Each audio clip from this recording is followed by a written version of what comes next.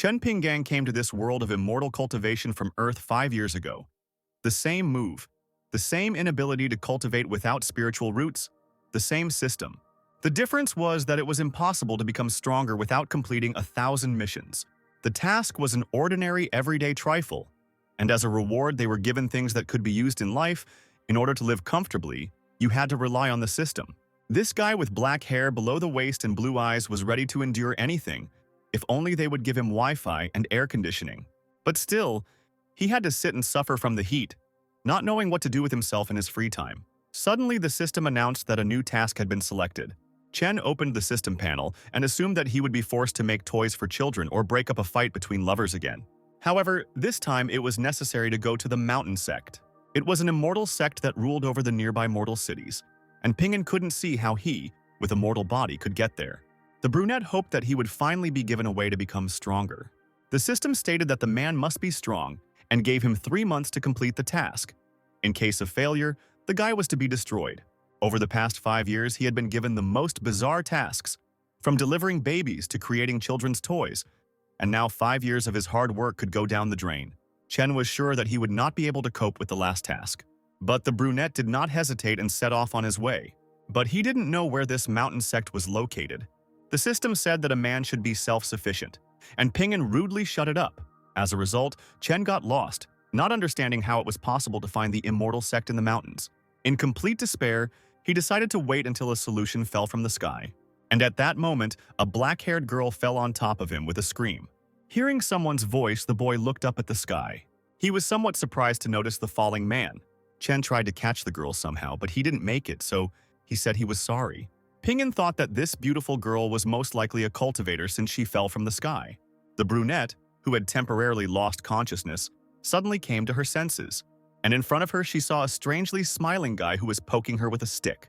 The girl immediately recoiled and blushed, assuming something terrible had happened, and a worried Chen tried to explain that he had not meant to do anything bad. The stranger looked at him with fear and hope. She addressed Ping'an as an elder and asked him to help her, which puzzled the guy. Turning around, Chen saw men with an unusual aura appearing nearby. Ping'an became nervous, realizing that this lady was being chased, and he found himself in the path of the enemies. The guy said that there were too many of these people, so the brunette should run. The girl made a pitiful face, and Chen said that cute eyes wouldn't help her. Ping'an didn't understand how he, a mere mortal, was supposed to defeat so many cultivators. Suddenly, all these ill-wishers bowed to Chen, surprising the guy. One of them, turning to Ping'an, asked the elder for forgiveness for disturbing him. The worried boy couldn't understand why the immortal cultivators behaved like that. Meanwhile, in Ping'an's domain, someone was saying that he did not know when the owner would return from his journey. One of the roosters said that he was ashamed of how he had been reborn from a phoenix into a chicken. And he also said that he had seen his owner collecting a lot of things, including a kitchen knife, and now the bird was wondering why he had no luck. The fish in the pond was also outraged by the fact that in a past life it was a dragon, and now it was forced to splash around in a hole. The peach tree said that the knife complained every day that it wanted to kill. But the rooster calmed him down, explaining that this sharp object could not do anything until the owner himself began to cut people with it. The brunette was shocked as soon as she saw Chen. She was sure that the guy was not just an elder. The cultivators saw the Tao rhythm around Ping'an and were unable to approach Chen under such pressure. They hoped that they could catch Mu Ron Sui without problems, but they didn't expect that she would meet such a powerful existence. The men were filled with horror. Just one look at the guy made them feel as if their souls would be scattered to the wind. To the cultivators, this man looked like a real monster. Exuding an incredibly strong and frightening energy, Chen uttered just one word, and this was enough for one of the men to cry out, "If you want to tell us something, please just tell us, and we will leave you immediately." This seemed strange to Ping'an, and he decided that these people were actually good. The guy didn't want them to attack the girl, but because of the system, he was just a puppet to carry out orders. Trying to put on a kind face, Chen asked, "How about you guys leave?" After this question, the cultivators thanked Ping'an and rushed away. Having introduced herself, the girl rushed to hug the guy and thank him for saving her. And Chen himself tried to fight her off and explained that he had done nothing, and that he was an ordinary mortal. But Zhu didn't believe it, since Ping'an was able to scare 4 Jindan stage experts with just one Tao rhythm. She thought that the guy had his own reasons for saying such things. Ron agreed that the boy was mortal, but her expression betrayed her disbelief. Knowing the brunette's name, Chen guessed that she was the holy maiden of the mountain sect, and Sue was glad that he knew her. The guy asked Ron to take him to the sect, which made the girl even happier. Ping'an was confident that now it was possible not only to get into the mountain sect, but also to experience the flight of cultivators, and the brunette hoped that Chen would allow her to travel through the sky. The girl pointed her finger somewhere, saying that there was a sect in that direction, and Shui and Ping'an smiled at each other. Some time passed in this awkward silence. The brunette continued to smile, but the guy was already starting to feel uneasy. He explained to Ron that he was merely mortal, so he could only walk. Sue said that she understood everything, and in that case she would go with the elder, which the guy didn't like. After walking part of the way, the couple stopped to rest. The brunette sat in the middle of the river on a large rock, meditating and making the water swirl above her. She opened one eye to check something. However, this was done in vain. The water immediately fell back into the river, creating waves and splashes. Ron was upset that she had failed again. She watched the water and educated herself for several months, but still could not break through. At that moment, Chen was sitting by the fire and cooking, unhappy that he had to climb up the mountain step by step instead of flying straight to the sect. Ping'an was led out of such reasoning by Wei, who approached him. She explained to the guy that she needed to ask him for something. The girl was all wet, and her wet clothes were see-through. Smiling, Chen asked if the problem Ron needed help with had something to do with water.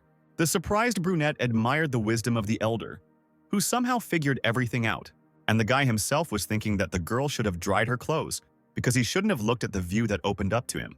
What fascinated Ping'an the most was Zhui's butt, which he practically said out loud, and this made Ron turn questioningly to the elder.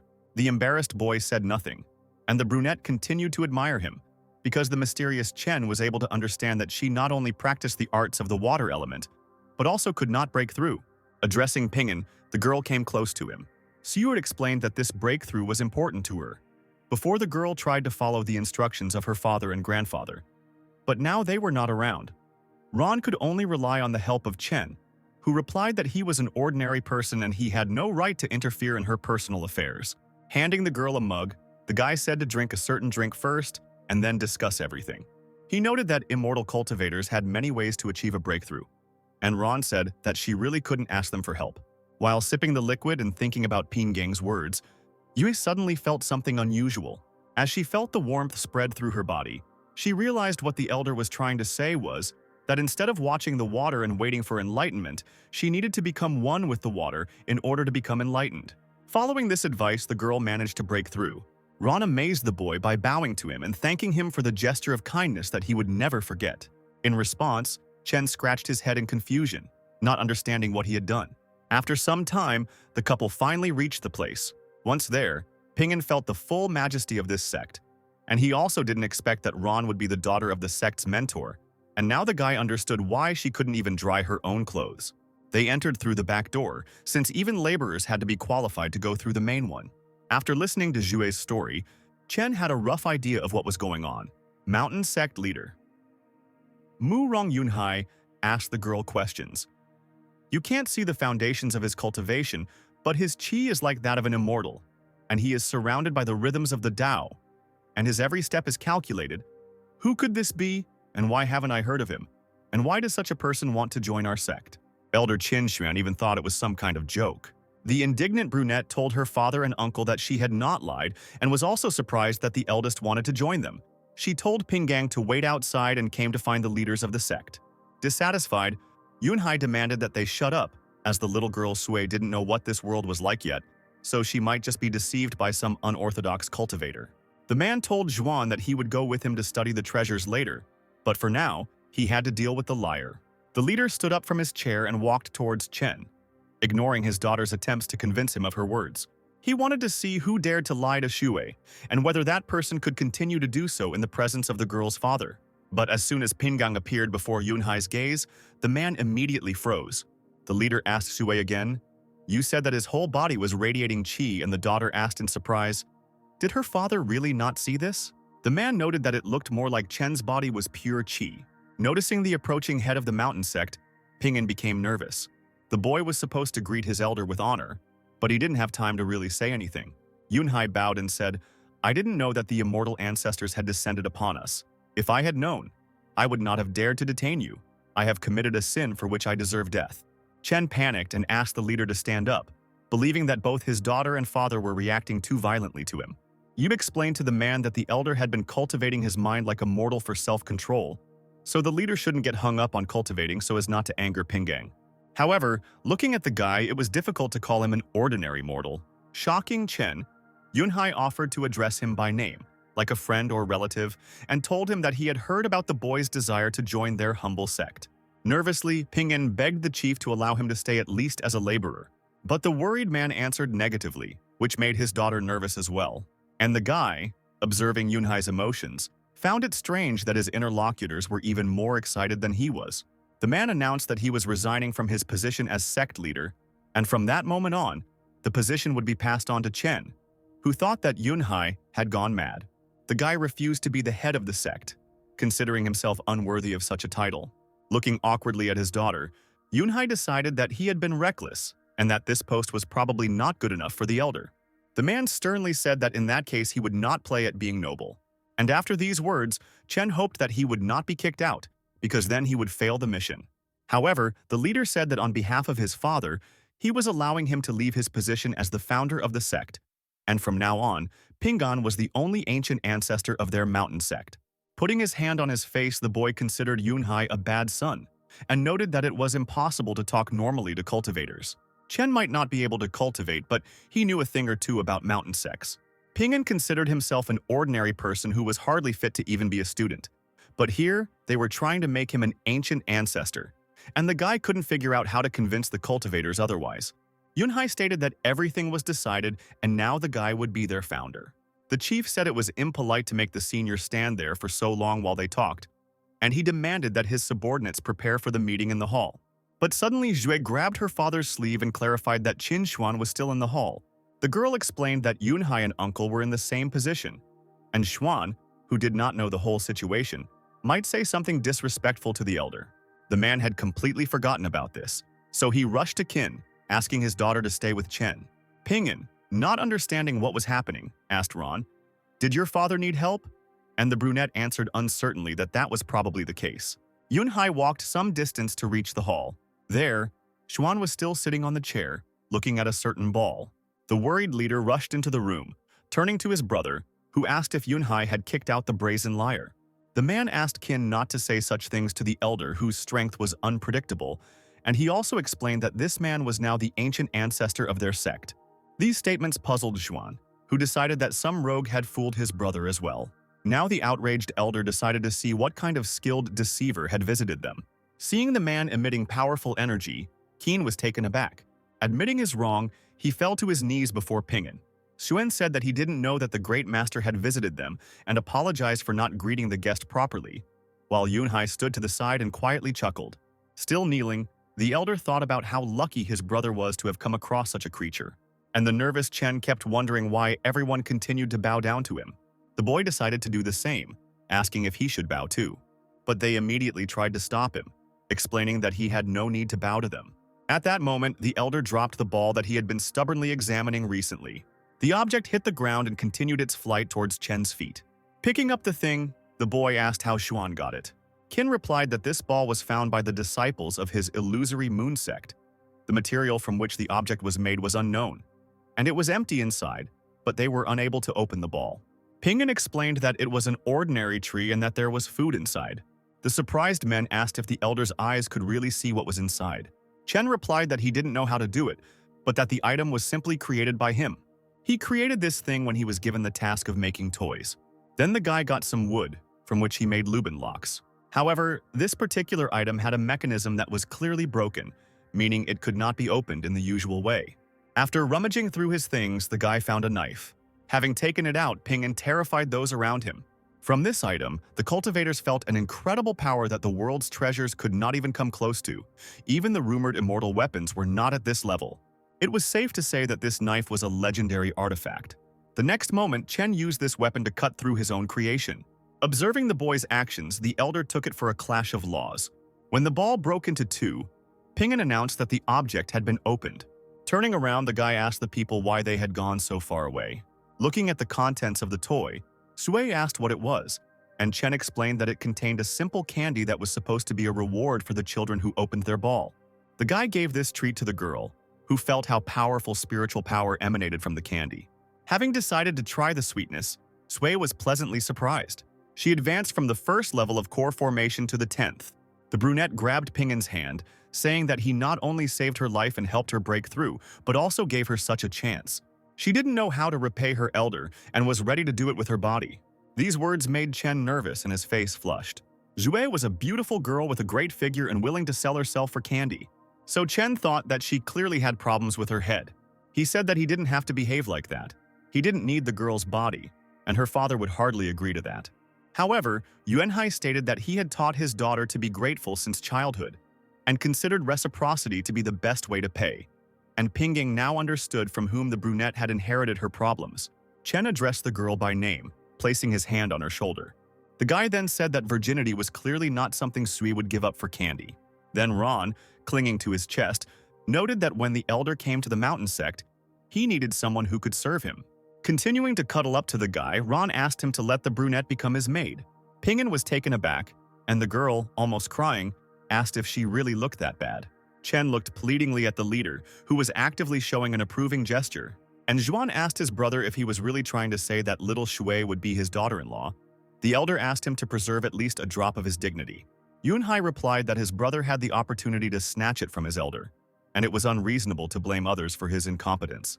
Not to mention that it was Ron's desire. And Qin realized that his brother was greedy for his elder's favor. The elder didn't know how everything was supposed to work out for this great deity to remain in the sect. Thanks to him, Zhui not only made a breakthrough, but also jumped 10 levels at once. Xuan's son was also very handsome, and the man wondered what his chances would be if he were to face Pinggang. The elder even imagined his son seducing Chen. Qin's thoughts even sent a chill down the guy's spine.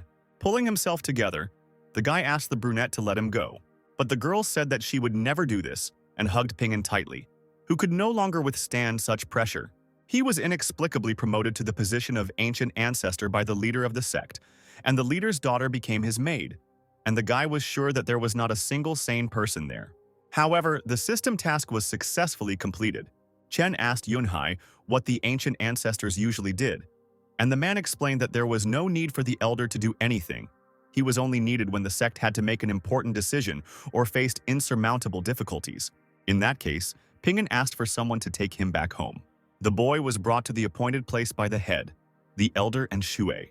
Chen worried Yunhai, saying in disappointment that he was sorry. The nervous man felt that traveling at light speed seemed as slow as a turtle crawling in the eyes of the elder, and the chief thought that he had wasted the man's time. However, Chen was upset by the high speed, which made him feel like he was flying. Entering his courtyard, the boy asked not to pay attention to his words, since he was just thinking about everything. Also, Pinyin offered the guests tea before they left, and the cultivators agreed to humbly follow the elder. The leader was able to breathe a sigh of relief that Chen did not blame him. Pinggang's residence seemed unsuitable to Yunhai, and he said that he could negotiate a better place in the sect for the elder. However, Pinyin said he liked the life, and he had fish and chickens to raise. After walking through the elder's territory, the cultivators met a rooster. The bird's gaze was so terrifying that it made the guests uneasy. Noticing the pale faces of the sectarians, Chen asked what was wrong. Wiping sweat from his forehead, the chief said that he was simply suddenly a little out of breath. Su and Qin also said that everything was fine. When entering his house, Pinyin would ask his guests to stroll around the courtyard while he prepared tea. The cultivators asked not to do this, but the guy disappeared behind the doors, ignoring the people's pleas. The elder, the chief, and his daughter were in a panic, thinking that everything was over. Shaking with fear, Qin said he had never seen anything like it. The blossoming peach tree was completely surrounded by Kai, and the pond with fish was overflowing with this energy. Chickens and even a broom also emitted qi. The entire courtyard was completely permeated with qi energy. Ron was shocked by such treasures and asked what they should do now in this too scary place where the elder lived. And the father suggested that this was how Pinyin tested them, so they had to endure. This place was simply guarded by the devil, made of a broom, chickens, fish, and wood.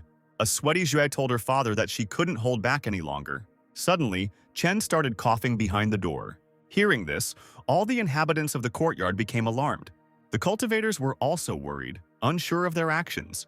The leader turned to the elder and suggested that he test the ancient ancestor. Approaching the door, the man called on his brother and daughter to quickly enter the house. Once inside, Yunhai announced that they had entered and found Pinyin choking on his tea. The guy turned around and invited the guests to sit down, As the tea had only just brewed, Chen took a closer look at the cultivators and a question came out of his mouth. They looked so exhausted that the guy asked if they had been doing exercises in the yard. But Ping'an doubted that even after several laps of running, his guests would not be so exhausted. Looking at the flushed Ron, Chen was overcome with many different thoughts. Embarrassed, he decided not to think about it. In any case, it was none of his business. While pouring drinks into cups, Ping'an asked people to try the tea and tell him if they liked it. Observing the liquid, the elder asked if this tea was an elixir, and the chief replied that he did not know this, but the drink, infused with qi, should be no worse than Chen's kitchen knife, so there was no need to rush. The cultivators took the cups with the drink and began to closely examine the liquid. They were surprised at how the qi energy changed. Spiritual roots were the foundation of every immortal cultivation, and the level of spiritual roots determined the speed and purity of spiritual energy absorption. The aroma of the tea alone was inspiring, and if one drank it, the spiritual root could rise. Seeing the guests' reactions, a worried Ping'an asked what was wrong, assuming that the drink was not tasty. Afraid of what might happen, Yunhai and Xuan still drank tea, following Shui. Then the cultivators said in unison that they wanted even more, and Chen thought that either they didn't really like it, or he was just overthinking it. After drinking tea for some time, the boy stated that he did not have enough tea leaves, but the leader still continued to ask for the drink. Ping'an told the guests not to panic and explained that they had already drunk everything and there was no more water. But the elder was not ready to give up and refuse the elixir. He took a bag out of his bosom and said that there was still water in it. Then the outraged guy began to drive the cultivators out of his house. After escorting them to the gate, Chen said that drinking too much was bad for their health, and the guests replied that they would remember the ancestors' teachings. Looking at the retreating figures of the elder, the chief, and his daughter, Ping'an still could not understand what he had taught these people. Once the guests had finally left, the boy decided to go and buy some food in the city before he died of hunger. At this time, a gray-haired man with a black beard was sitting on a stone under the scorching sun. The old man was confident that, looking at the fiery celestial ball, he had a 60% chance of breaking through. The man believed that, having reached a spiritual level, he could not make mistakes. The man kept looking at the sun, hoping to break through at any moment. This blinding celestial body caused pain to the old man's eyes, but the old man endured, feeling that he had very little more to suffer. However, someone suddenly interrupted him, making his attempt to break through unsuccessful. It was Yunhai, who announced that he had great news for the man. But before voicing them, the sect leader noted that the old man looked somewhat upset. Drawing his sword from its sheath, the gray-haired man asked, "Great news?" As the old man walked towards Yunhai, he said that he was the one with the bad news. The angry man began to beat his son, who begged for mercy. The old man assumed that Yunhai had disrupted his cultivation because he was dissatisfied with him in his past life. Watching this scene, Xuan noted that Shu's grandfather was upset, and the girl replied that the reason for this was most likely her father. Kneeling, the leader hugged the old man, forcing him to stop beating him. Clenching his hand into a fist, the man asked, "Do you think I'm joking?" And Yunhai, covered in bruises, asked his father not to be angry, since their clan had an elder who would definitely help break through. Sitting down on the stone again, the old man said that until the immortal came down to earth to enlighten him, no one would help him break through. Once again, the man pointed out that his impeccable cultivation had been disrupted by his son. The upset headman asked if his father really didn't believe him, and the old man responded by offering to make a bet. Then the leader said he didn't mind and asked what he would get if they won. Qin and Shui decided to gamble with 10,000 soul stones, and the white-haired man became nervous, because that was almost all the money the cultivators had.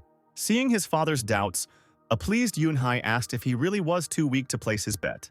The angry old man slapped his son for being rude and demanded that he be taken to this elder. After some time, the cultivators were already at the gates of Pingang's domain. The old man expressed dissatisfaction with Chen's simple residence, and Ron asked her grandfather to watch his language. Yunhai supported his daughter, advising his father not to say anything rude, and explained that the elder respected himself as a mortal to cultivate the mind, and the leader also noted that the old man had never noticed the meaning of cultivation. Considering all this to be a liar's game, the gray-haired man opened the gate, wanting to look at the immortal, and what he saw in Pingana's courtyard shocked him. Zhui and Yunhai rushed towards the man, worried about him. Xuan also became worried about Uncle Mu, who had fallen to his knees. Now the old man believed that everything his family had said was true, and only pressure prevented him from moving. The man was amazed at what divine entities all these things in the yard were. Suddenly, in a blue flash, a guy flew from the house to the gate. The excited rooster screamed at the knife to stop. When the stranger got close to Mu, his fist flew very close to the man's face. Then an energy vortex formed around them, raising clouds of dust. In this warlike guy, Yunhai recognized the elder's knife. Then his father was surprised at the treasure he came across. Addressing the rooster as a phoenix, the knife said that this old man seemed like a bad person at first glance. And besides, he had not been here before, so the man should be fine after the weapon cut him into pieces. While Mu was amazed at the tool's high intelligence and the phoenix, the rooster said that the old man looked like an idiot, and asked the knife if he was afraid that the man would become even more stupid after cutting. The boy agreed with the bird's guess, but the man continued to sit at the instrument's feet. This time the knife decided to leave Mu alone. Changing his appearance, the guy told the old man to behave normally. Otherwise, even if he became stupid, he would kill the man. Turning into a blue sphere, the knife darted back into the house. Bowing to the rooster, Mu thanked him for his mercy, saying that the rooster's grace was unforgettable. Yunhai noted that his father should have believed them by now, so the old man should have made his bet.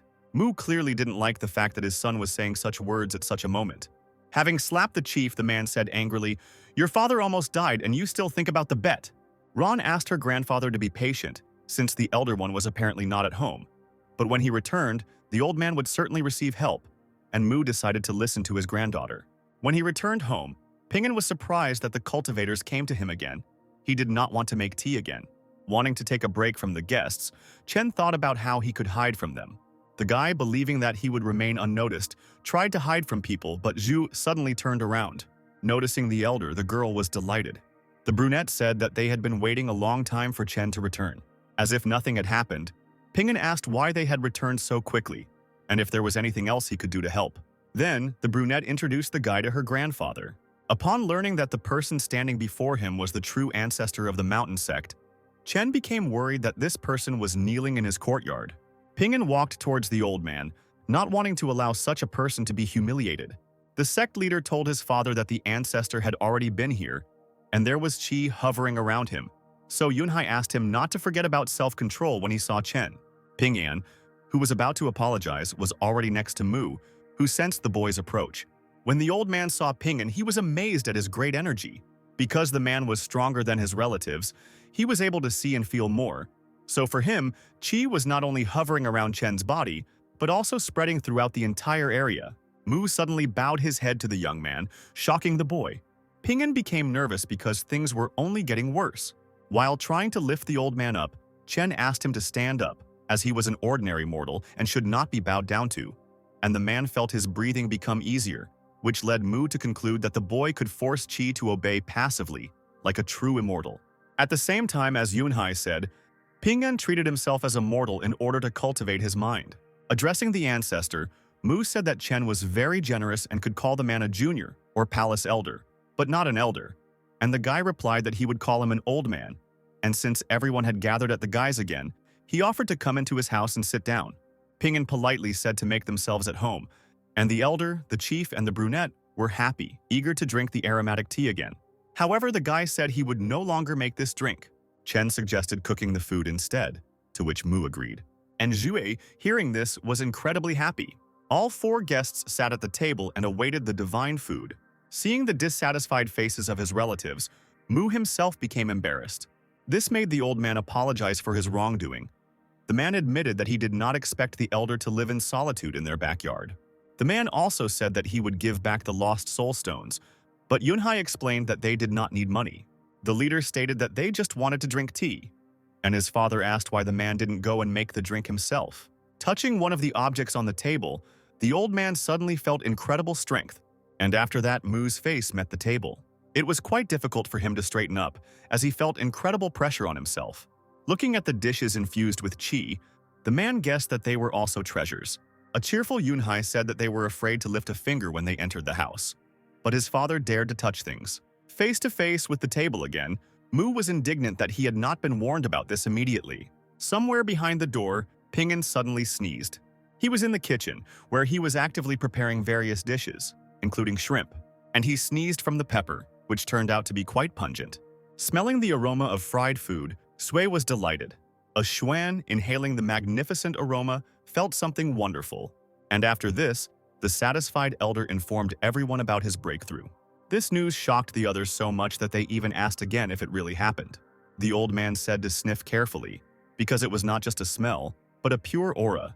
And Yunhai could not understand what Chen was preparing that made the air become pure. Ping'an placed the food on the table, allowing the guests to taste it, and said that he would also bring rice. The guests admired the dishes and were ready to devour them. And Ping'an, leaving the dining room, hoped that at least this time the cultivators would be polite. However, the guy still had a bad feeling. To make sure there was enough for everyone, Chen cooked a lot of rice. The guy took a container of impressive size and returned to the dining room. But what he saw there made Ping'an horrified. Forgetting all bounds of decency, the elder devoured the food. The head also ate the contents of the plate without missing a crumb. Zhu stuffed her cheeks with food, becoming like a hamster. In one voice, the guests asked the elder to give them a bowl of rice, and the indignant guy asked if this was really the last time they would eat in their lives. Chen didn't understand anything, but he was shocked. He thought that the life of cultivators was too miserable, since they could devour any rice like hungry ghosts. And watching Ron unceremoniously eat food, the guy just wanted to tell her to watch her image. So in a few moments, all the food on the table was gone. Large portions of rice were also completely eaten. The cultivators, suffering from overeating but satisfied, thanked Ping'an for his hospitality. The guy was surprised that his guests even licked their plates clean. Zhuan moved from the 5th stage of yin to the 8th stage of yang. Mu, after the peak of the spiritual core, reached the 1st stage of divinity. Zhu from the 5th stage of the Qi cluster has reached the formation of the core. Yunhai has reached the 5th stage of yin from the 8th stage. The old man was happy that he finally broke through. The man thought that he would not be able to do this for the rest of his life and would become mired in depression. Shedding tears and bowing to Chen, Mu said that he would never forget the elder's favor even in his next life. Nervous, Ping'an couldn't understand what was going on and why the guests were behaving like crazy. The boy told the old man kneeling in front of him that there was no need to thank him. The inspired man stood up and asked, "When we have time in the future, will we be able to have lunch with the elder more often?" These words finally drove Chen crazy. He drove people out of his house with the words, "Go and cultivate." Turning to his father, Yunhai said that it was shameless to say such things. Having slapped his son in the face, the man was outraged that they dared to talk to him like that. The old man admitted that he had been overly enthusiastic and had accidentally let it slip, but noted that the elder had excellent abilities. So it was strange that the boy would get angry over such a trivial thing. In reality, Ping'an was angry that the cultivators ate all the food without even letting Chen taste it, leaving the owner of the house hungry. Mu told his loved ones what the ancestor had told them to cultivate, and the old man was reminded that greed could not stabilize the foundation of cultivation, and the power created in this way was useless. The man also said that the ancestor was too caring about them. An inspired Ron told her grandfather that she understood everything, and he was glad that he had a granddaughter. Mu also realized that the 2 easy breakthroughs, thanks to the elder's food, were a real scam. The old man told Qin that he should have told the others about the new ancestor. Xuan obeyed and was about to return to the sect, but suddenly someone's voice in his head demanded not to do so. The elder told his relatives that he heard his father. Mu asked him if these could be thousands of words of a hidden voice. The elder confirmed the old man's words. This was the most urgent method of contact from the sect, which was only used once. This meant that the illusory moon sect was under attack.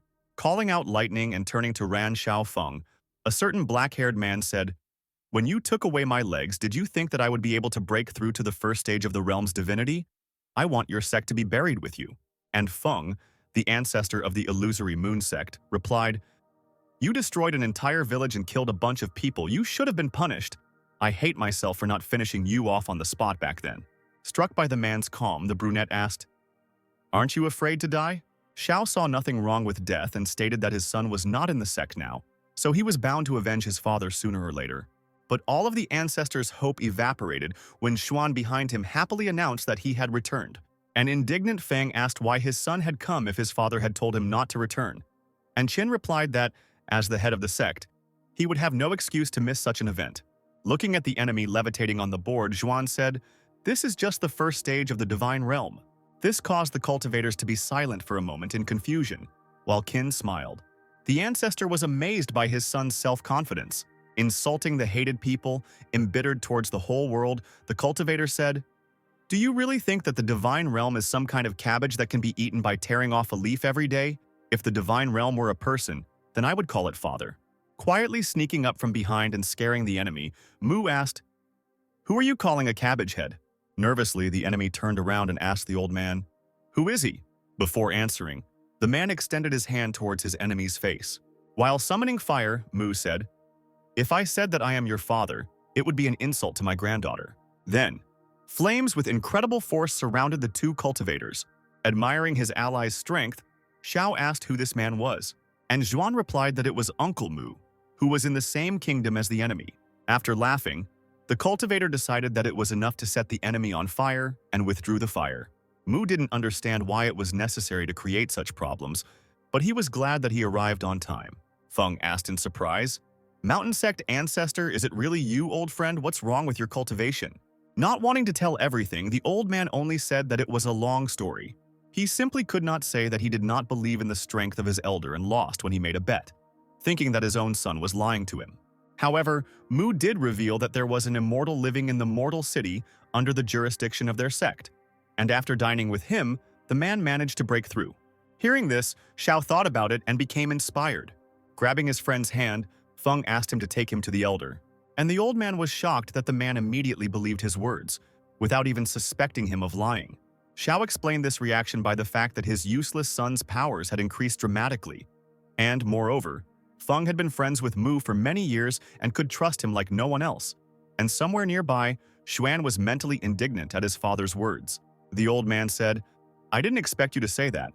The true elder has come down to earth and has started to treat himself as a person to cultivate his mind. We just left the ancestral home. I don't think it's worth bothering him again." Xiao winced, causing Mu to ask his friend what was wrong with his face. Feng, upset, claimed that the man had lied to him, and the old man wondered where all those years of friendship had suddenly gone. Suddenly, the cultivators felt something frightening that was bothering them. Alarmed, Xuan, who felt the earthquake, asked what the sound was that they had just heard, and his father explained that it was a strong spiritual pressure approaching, and it was approaching from the direction of the elder's residence. Grabbing Xiao by the hand, the old man offered to check what was there, hoping to make it in time for dinner at the elder's house. The cultivators then moved, leaving Qin alone. Xuan was disappointed that he was not taken with his elder. A moment later, the cultivators were already in Pinggang's courtyard. The rooster announced to all its inhabitants that he had spotted some kind of problem.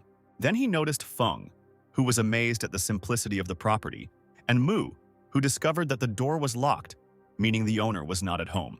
The old man was upset that he would not be able to have dinner with his elder, and Xiao could not understand why his friend was so worried about dinner. But what was more important now was what Feng noticed in the sky.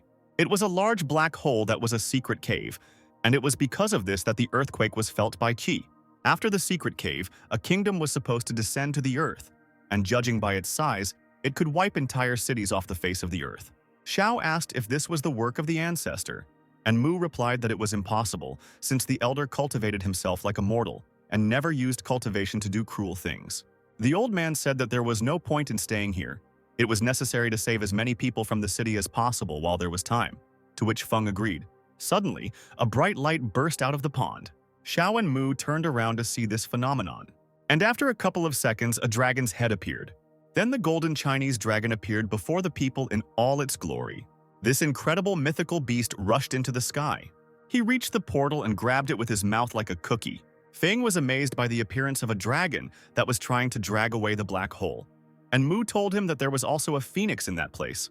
Xiao was shocked that Pingan could command both a dragon and the king of beasts. After all, only an immortal emperor was capable of this. Somewhere in the forest, another blue portal opened, and from it fell onto the green grass a golden sword, which was glad that it had finally reached the mortal world. But at the same time, he was indignant that the Blood Moon sect wanted an apology. Even though he was heavily injured due to the turbulence during the teleportation, his spiritual body was not damaged, so the weapon could restore its true form in the next 100 years. Chen passed by and was surprised to see a sword lying in the middle of the forest. The smug weapon was confident that a mortal who touched it would be crushed by the sword's aura, so the person could begin to blame himself for his bad luck. The guy calmly took the object in his hand, but nothing happened. The man turned the weapon over to examine it better and evaluate it. Sword was amazed that this man was okay. Looking at Pingan and seeing his power, the weapon was horrified, and Chen decided to take home this item of good quality. Because the boy was surrounded by qi and the rhythm of the Tao, the sword began to doubt that it was in the mortal world. Pingan felt the alarmed object move on its own and guessed that it was a high-class magic weapon. The guy decided that he could sell the sword for a good price and threw the sword into the bag, which was outraged by such behavior of the man. Many strong people wanted to serve this item in the immortal world, and he didn't expect to fall so low. In the bag, the weapon was able to see medicinal herbs, many common materials, and several first-class elixirs. The sword realized that it had finally fallen into the hands of an ordinary mortal, and considered the fact that the man could not see the level of the thing to be a plus. Due to the damage, the blade was sharply reduced, thanks to which the guy was able to pick it up. Finally noticing the visual illusion, the sword was now sure that it had entered the ordinary world. Suddenly, a hoe lying nearby ordered the object to shut up, also emitting a terrifying aura. The tool called the sword a bug. Suddenly, the bag shook, attracting Pingin's attention. The guy wondered why the weapon jerked so violently. The hoe demanded that the sword stop moving, and the nervous object obeyed. Sword looked at the instrument around which the energy of Kai was hovering. He concluded that the hoe was in fact an artifact. Chen's attention was drawn to something above him, and he looked up at the sky. Mu, Feng, and several other people flew towards the black portal on their swords. Suddenly sensing danger, the former ancestor of the mountain sect called for everyone to stop. A moment later, light burst out of the portal. Pingin was surprised to see a black hole in the sky with a beam of light coming from it. He suggested that it could be a so-called secret kingdom. Suddenly, a system window with a new task popped up in front of Chen, and the guy hoped that it was not related to the portal. Nervously, Pingin asked if the system wanted him to deal with the beam of light. An announcement followed about a lottery that was to end in 5 hours, so Chen had to use the ticket as soon as possible.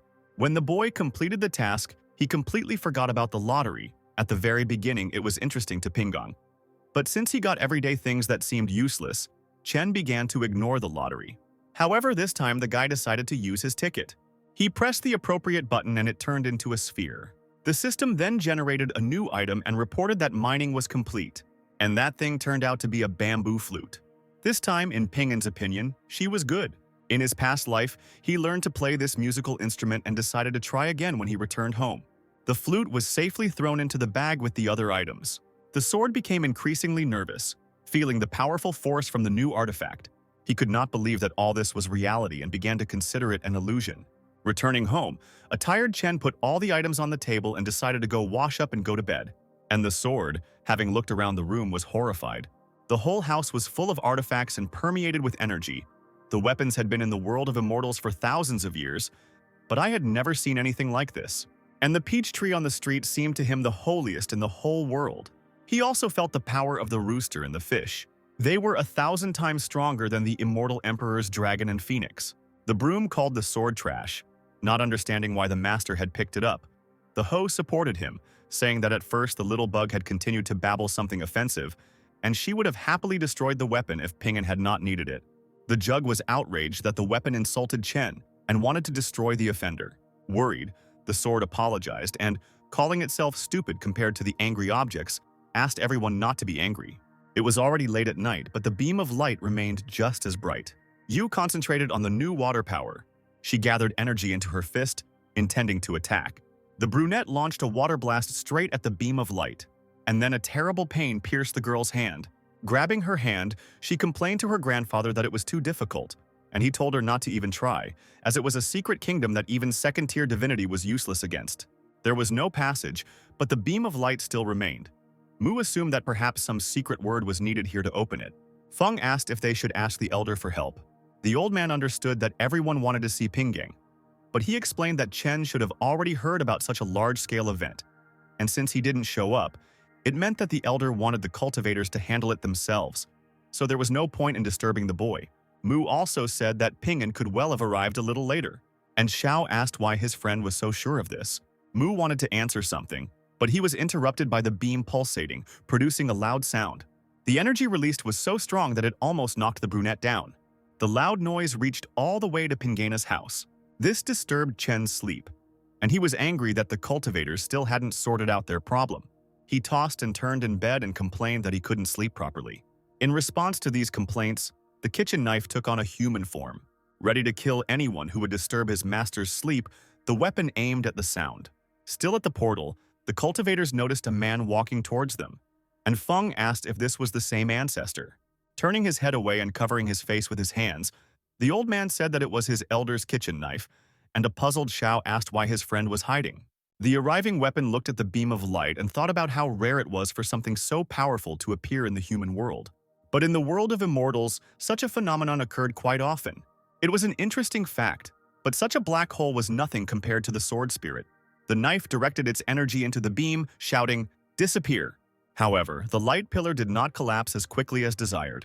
The guy decided that everything didn't work out so well because he thought a lot. A moment later, the beam of light began to disintegrate as if cracking. An explosion followed, from the fragments and energy of which Mu and Xiao protected themselves by creating a dome around themselves. At the site of the explosion, a deep hole was formed, at the bottom of which a large ball was glowing. It was this sphere that was the secret kingdom, inside of which was the girl in chains. She suddenly woke up, trying to look around and understand what was happening. The stranger sat down and smiled as she saw the shackles that held her down being destroyed.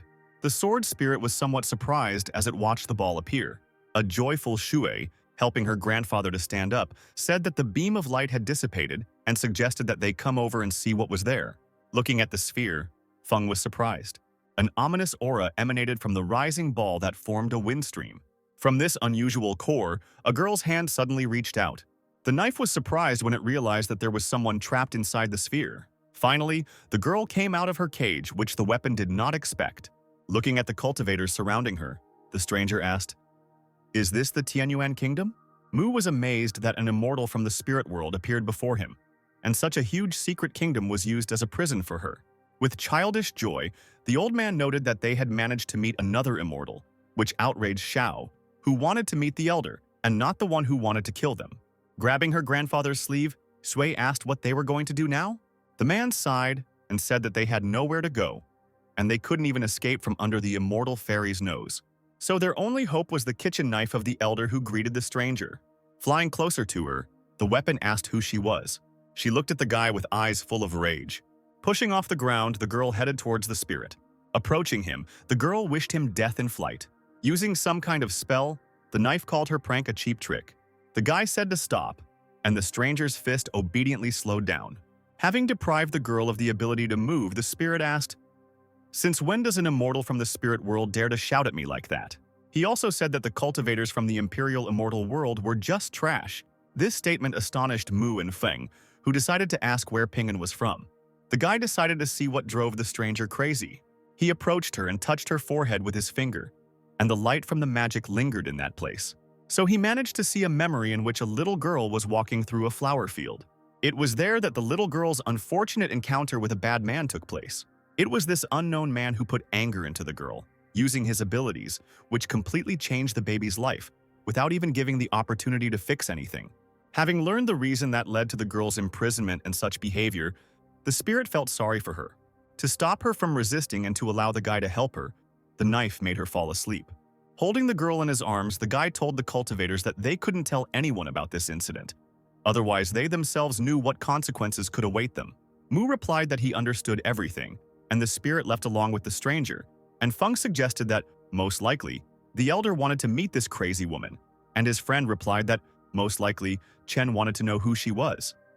In the end, he had to intervene due to their powerlessness, so it was impossible to cause Ping'an any more inconvenience.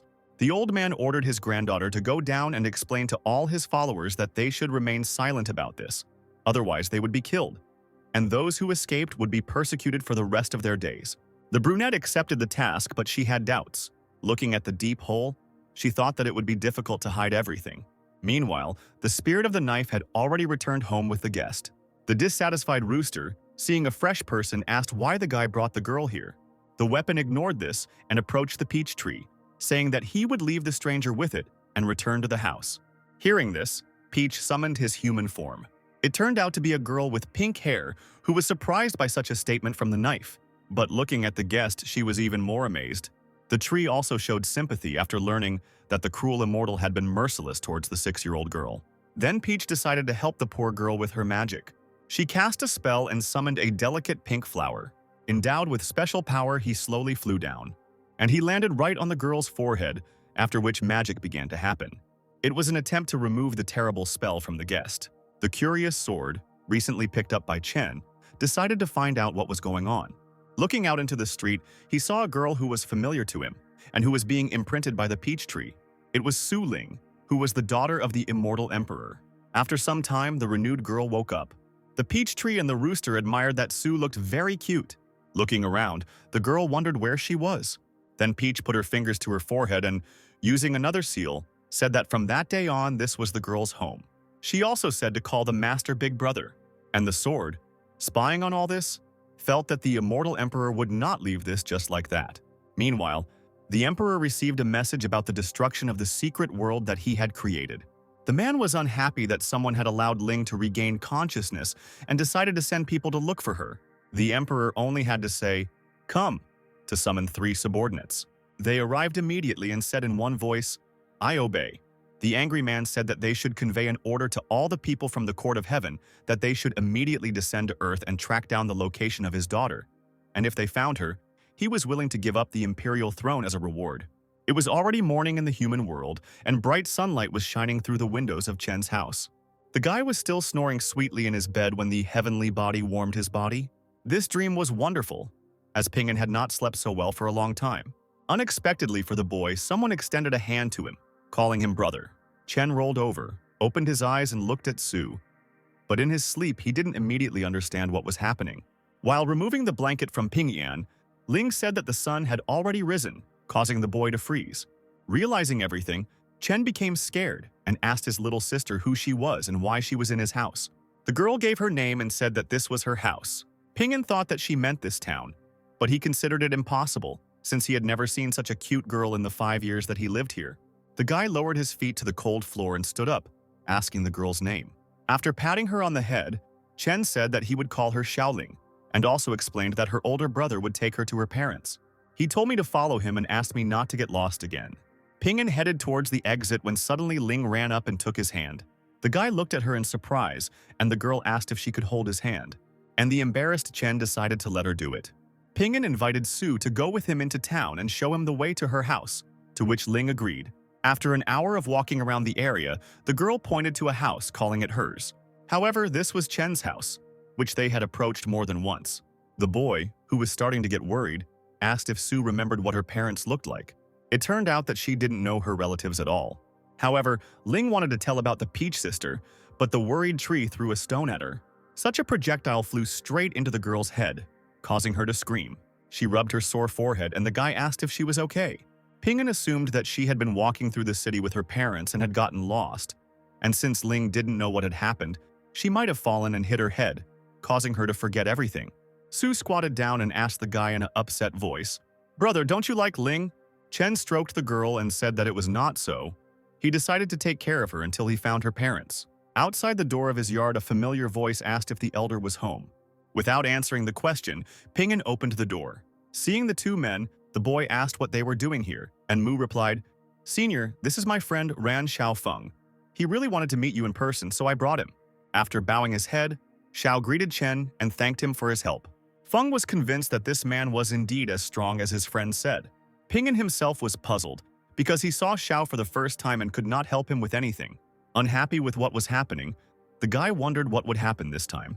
Ling approached Chen and asked who these people were. Mu was surprised when he saw the girl and wanted to ask a question, but the guy got ahead of him. Ping'an explained that it was his little sister, Xiuling, an ordinary 12-year-old person.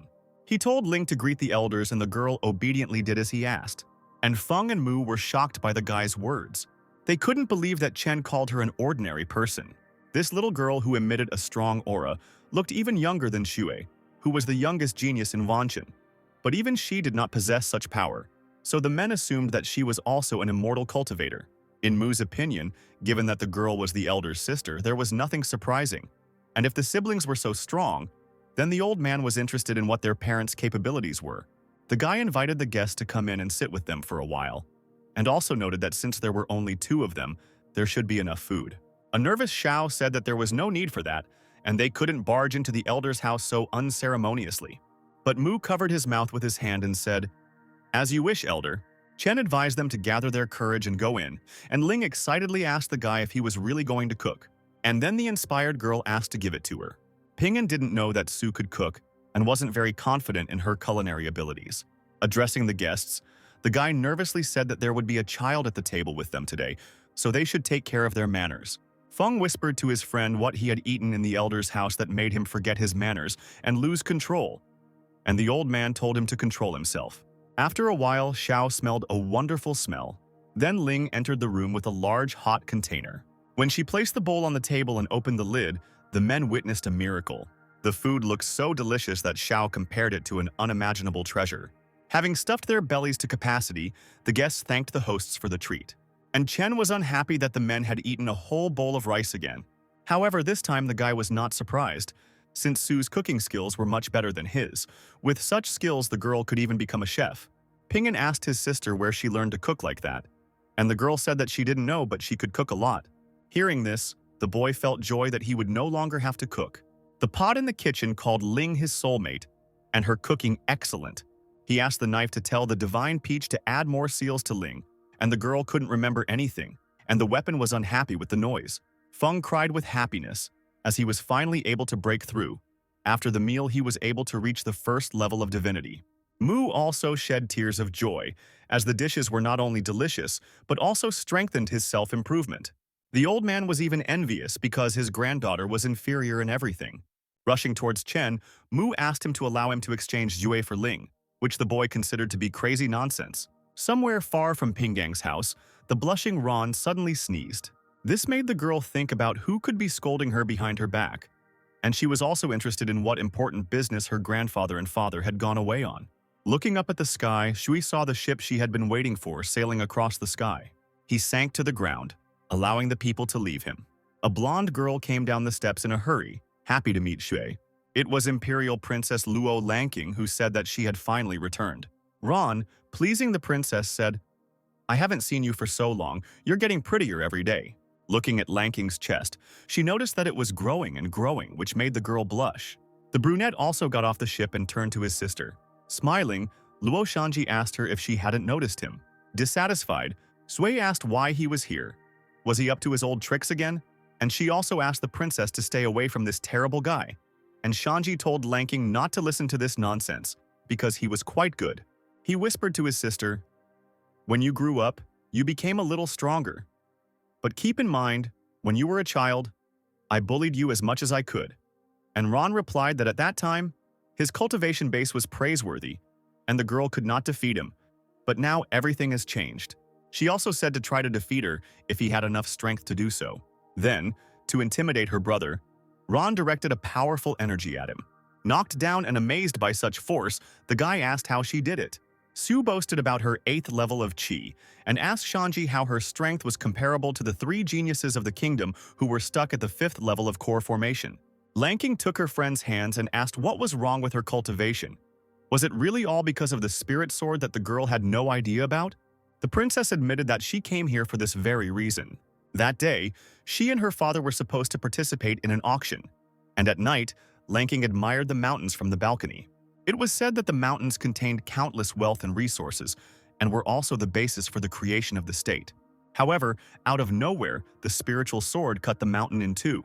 It probably belonged to a great cultivator who was diligently practicing at the time of the incident.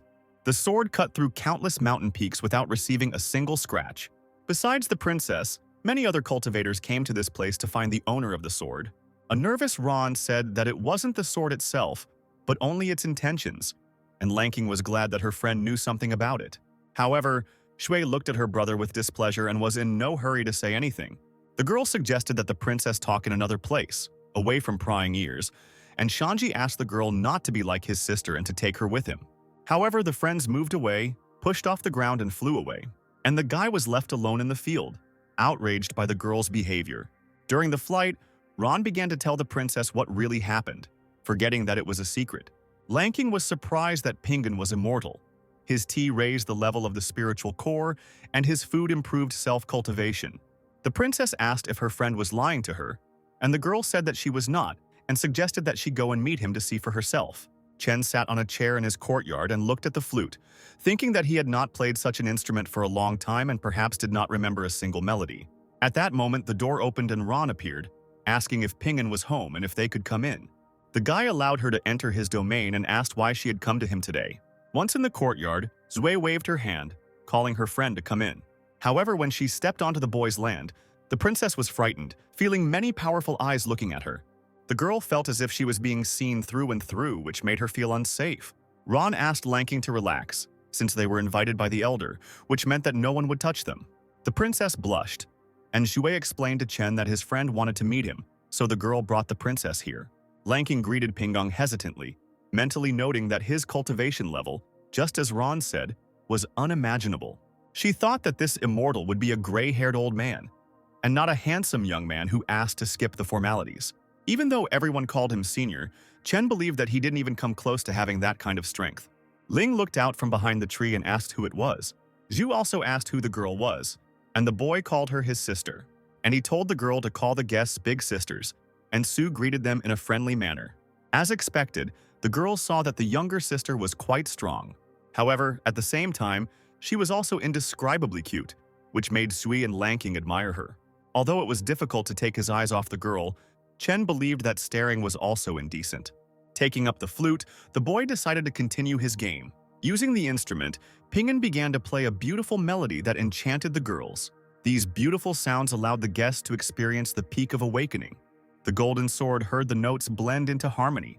As soon as he listened to the melody for a while, his injury was half healed. The weapon thought that this person not only radiated power and greatness, but was also familiar with awakening, in which case the number of artifacts was not so surprising, and the melody was to blame for everything. The sword believed that it had a chance to become a divine artifact if it stayed here, and the dissatisfied Ho demanded that he shut up and go into the corner. Even though the sword didn't like it, it obediently did as the other artifact said. Ling clapped for her brother, calling his melody beautiful, which made the boy happy. The princess was surprised that she was able to reach the 6th level of core formation from the 1st level, just by singing a song. A Shui had entered the 9th level of Yuanying and was amazed that she had never known how many amazing things the elder was capable of. The girls bowed and thanked the elder for his blessing, but Chen didn't understand what they were talking about. Besides, he didn't feed them, so he considered this reaction strange.